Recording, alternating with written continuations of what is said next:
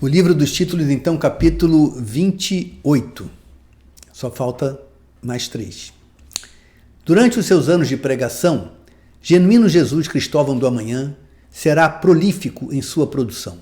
Criará uma obra composta por fábulas, jogos, paródias, parábolas e teorias. E o que dirá será sobre política, filosofia, filologia, etimologia, semiologia, história, sucesso financeiro e muitos conselhos de utilidade pessoal, tais como métodos de organização de armários, truques de limpeza para banheiros e cozinhas, segredos para tirar manchas de gordura, técnicas para cortar o gramado e até dicas de tricô. Sobre o Pai Divino, ele nunca falará. Nenhum dos seus ensinamentos será de ordem espiritual. Aquele Jesus será um Deus da vida prática. As dissertações do Cordeiro de Deus, sempre recheadas de humor e anedotas, farão um enorme sucesso junto aos malucos do hospício, mas Jesus não escreverá, nem permitirá que se escrevam os seus ensinamentos. As suas palavras serão lançadas ao vento. O Filho do Homem dirá ter ouvido do próprio anjo Gabriel que a sua mensagem estará mais bem guardada e será mais bem transmitida pela mobilidade da tradição oral do que pela paralisia de um texto escrito. Pasmem! Segundo esclarecimento prestado aos lunáticos evangelistas, toda mensagem, quando aprisionada dentro de um livro, torna-se refém da hermenêutica e dos seus donos, e fica assim sujeita à perversão dos eruditos. A Bíblia, diversos autores.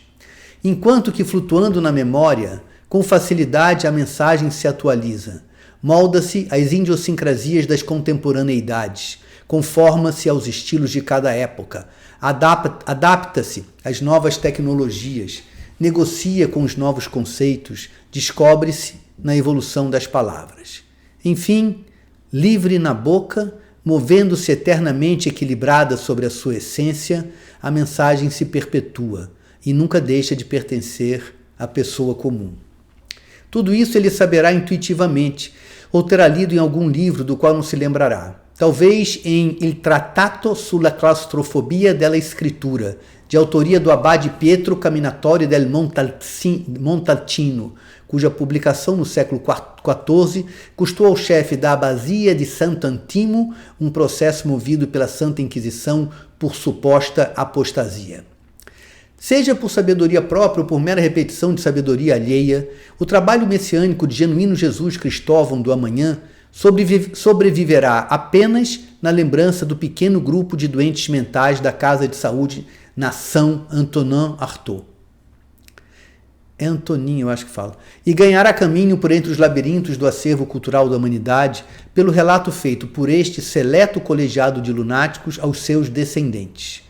Mas desconfiamos que o seu evangelho não frutificará e se perderá por inteiro, como água da chuva devolvida aos mares.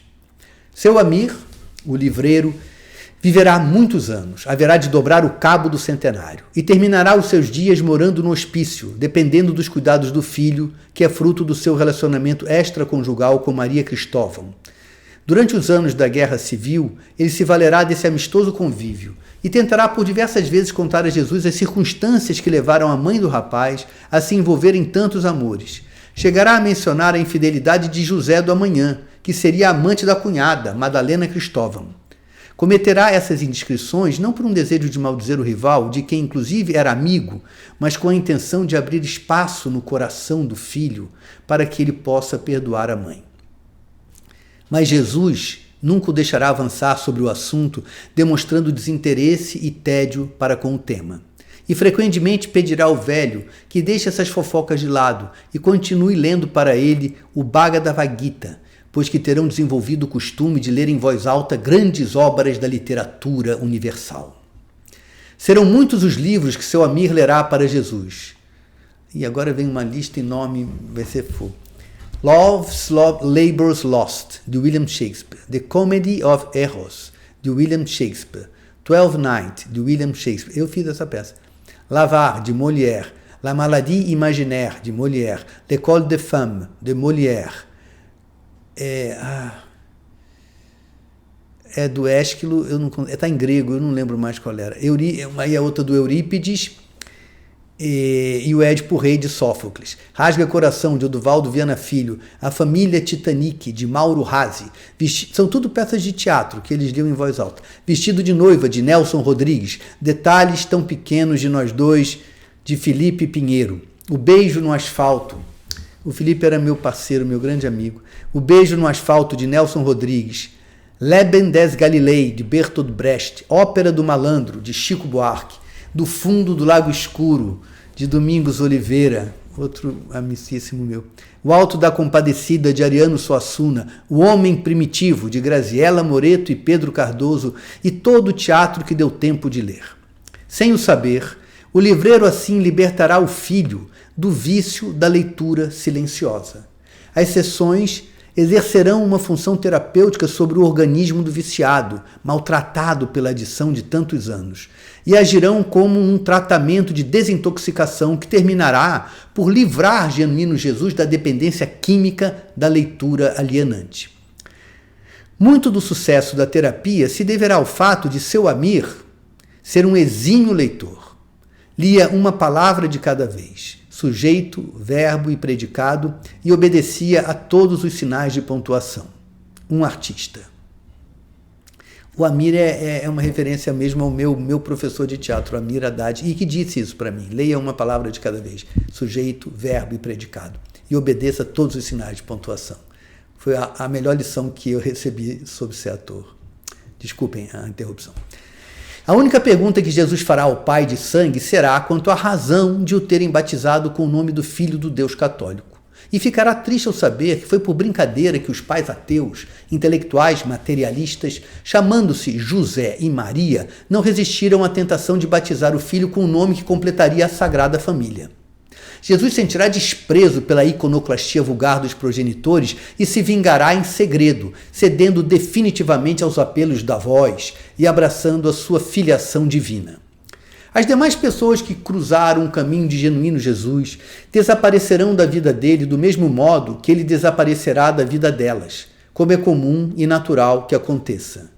Mas Constança, a outra, ainda lhe chegará, mas de Constança, a outra, ainda lhe chegará uma notícia, muito tempo depois dos acontecimentos presentes. O seu velhinho livreiro nunca terá deixado de se manter atualizado em relação às novas técnicas de edição e será um adepto entusiasmado do livro eletrônico, para a surpresa e reação contrária dos puristas do hospício. E será através dessa modernidade que lhe chegará a publicação de O Diário de Guerra de Constança Luzia, organizado por Clementina Ayokunlé, que vem a ser a autora de O Trágico Destino dos WhatsApp, livro de enorme sucesso em África, onde foi publicado com o nome de A Boneca Humana.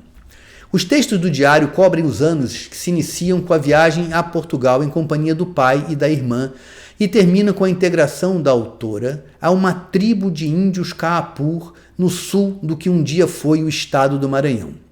Constança faz uma descrição pormenorizada dos tempos da guerrilha rural, quando atravessou o país rumo ao interior do Nordeste, engajada no exército de todos os povos, braço armado do movimento de esquerda República Multirracial Brasileira, que visava reunificar o país sob uma constituição pluralista. Deixa eu só dar um golinho de água.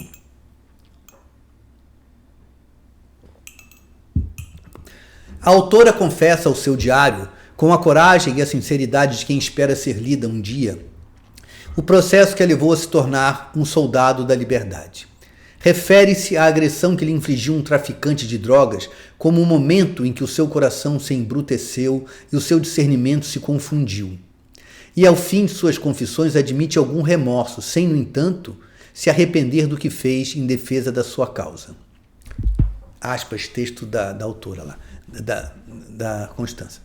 Eu disparava minha arma contra o inimigo, mas ele não tinha rosto para mim. Estava escondido num coletivo militar. Não se individualizava. Eu não sei se algum dos meus tiros matou alguém. Às vezes eu imagino que sim, e a imagem de um homem morto aparece para mim. Mas eu me desfaço dela rápido, como quem espanta uma mosca. Me acontece raramente. Eu não penso nisso com frequência. A ex-editora-chefe da Books for Everyone não poupa o leitor dos detalhes de seu rigoroso confinamento e das violações que sofreu sob a ditadura militar da República do Sertão do Meio, de onde foi resgatada por uma ação dos Kaapur que visava libertar alguns jovens da tribo raptados para servirem como escravos na lavoura de fazendeiros locais. A partir de sua libertação, o livro deixa o tom sombrio e passa a descrever a felicidade encontrada junto à tribo de índios. Sem idealizar a cultura tupinambá, sujeita às imperfeições do ser humano como todas, Constança descreve, com viva intensidade, como aprendeu um novo modo de estar no planeta, de se alimentar, de se vestir, de se compreender, de compreender o Brasil, de viver o dia e de amar. Apesar da proximidade dos 45, que é uma idade bastante avançada para uma mulher Kaapur, Constança casou-se com o curandeiro Anankampuku, com quem teve um filho, Oropó Milagre Assunção. Durante todos os anos de seu envolvimento na luta armada, manteve contato com a irmã, Amanda Luzia Assunção Tavares, e conta entre os dias mais alegres de sua vida aquele em que recebeu a ela, ao marido, Antônio Carlos Tavares, e aos sobrinhos, Pedro e Paulo, na aldeia Kaapur, logo ao fim dos conflitos da Guerra Civil.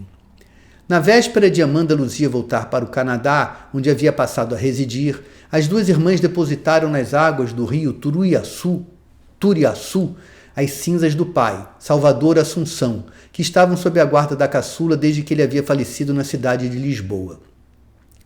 O velho solitário, em momento algum, empreendeu viagem aos Montes Atlas ou a qualquer outra montanha.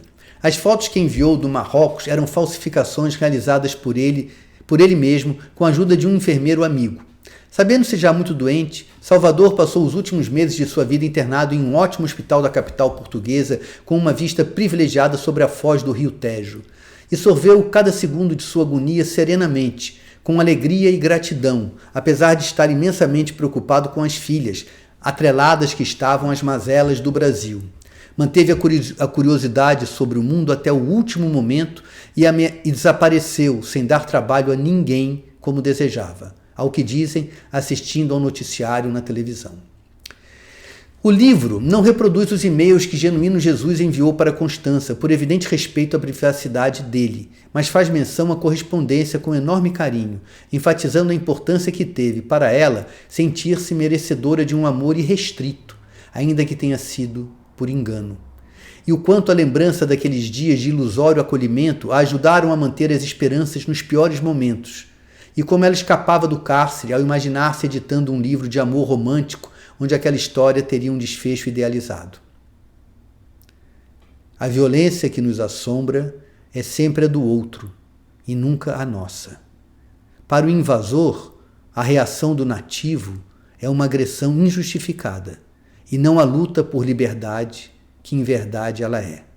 Esta reflexão do chefe Pirian, recolhida pelo antropólogo Carlito Chapéu em meados do século XX, e publicada em seu estudo O que pensa hoje o índio brasileiro, serve de epígrafe ao Diário da Guerrilheira. Depois de ouvir a leitura de trechos do livro, pronunciados com delicadeza e cuidado pelo seu Amir livreiro, Genuíno Jesus comentou com o pai que aquela moça merecia a felicidade que encontrara, que ela era uma boa pessoa, gentil e muito bonita, e que ele teria tido uma vida com ela se já não fosse um homem comprometido. Depois, tomou o remédio que havia trocado com outro doente e foi se preparar para a pregação do meio-dia.